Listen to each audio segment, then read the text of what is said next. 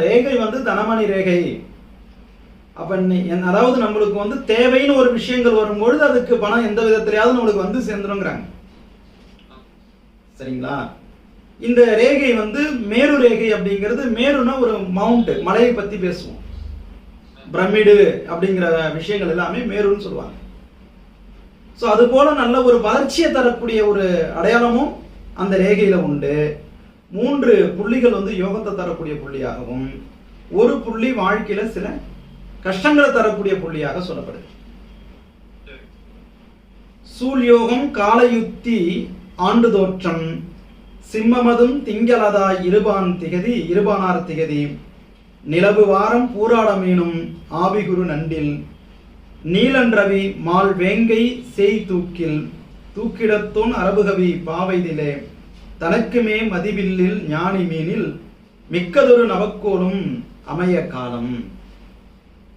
இந்த ரேக அமைப்பில் பிறந்த ஜாதகனுடைய பிறக்கின்ற பொழுது எந்த வருஷம், மாசம், தேதி, என்ன மாதிரியான ஒரு கிரக அமைப்புகள் அப்படிங்கிறத உங்களுடைய ஜாதகத்தை பத்தி அடுத்தது பேசுறாங்க.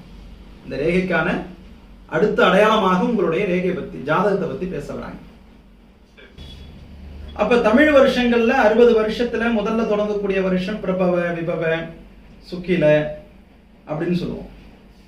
இதுல காலயுக்தி அப்படிங்கிறது ஆங்கிலத்திற்கு 1978 79 காலயுக்தி வருஷம் 1978 79வது வருஷம். சிம்ம மாசம், அதாவது சிம்ம மாசம் அப்படிங்கிற ஆவணி மாசம். சூரியன் வந்து சிம்மத்தில் இருக்கிறதுனால அது ஆவணி மாசம் என்பதாக சொல்லப்படுது. தமிழுக்கு வந்து 26ஆம் தேதி பிறப்புக்கு பிறகு அந்த குழந்தை சுவாசிக்கக்கூடிய முதல் மூச்சு வந்து லக்னம்னு அர்த்தம்.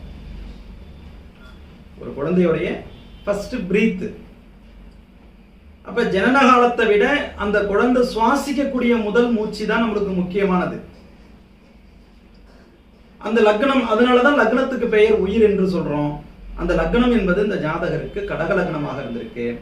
லக்னத்திலேயே குரு பகவான் உச்சமாக உட்கார்றார். குரு பகவான் பாக்கியாதிபதி, லக்னத்துக்கு பாக்கியாதிபதி குரு பகவான் லக்னத்தில் வந்து உச்சமாக உட்கார்ந்திருக்கிறார். அப்படி லக்னம் 1வது இடமாக எடுத்துக்கொள்ளும் பொழுது அடுத்தடுத்த கிரகங்கள் எந்தெந்த இடத்துல இருக்கு என்பதையும் பாடல் வடிவத்தில் சொல்லுகின்ற பொழுது தூக்கிடத்தோன், அப்ப என்ன சொல்றாங்கன்னா, தூக்கிடத்தோன் அரபுகவி பாவையிலே.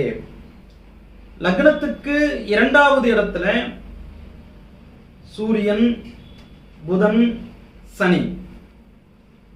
அப்ப 2வது இடங்கிறது எதை பத்தி பேசுவாங்க? குடும்ப வாழ்க்கை பத்தி பேசுறது, பொருளாதார வாழ்க்கை பத்தி பேசுறது, பிறந்த இடத்து செல்வங்களை பத்தி சொல்றது, கண் பார்வைகளை பத்தி சொல்றது. இது எல்லாமே வந்து 2வது இடம், குடும்பஸ்தானம். எல்லாத்துக்கு மேல வாக்குஸ்தானமாகவும் சொல்லப்படுது.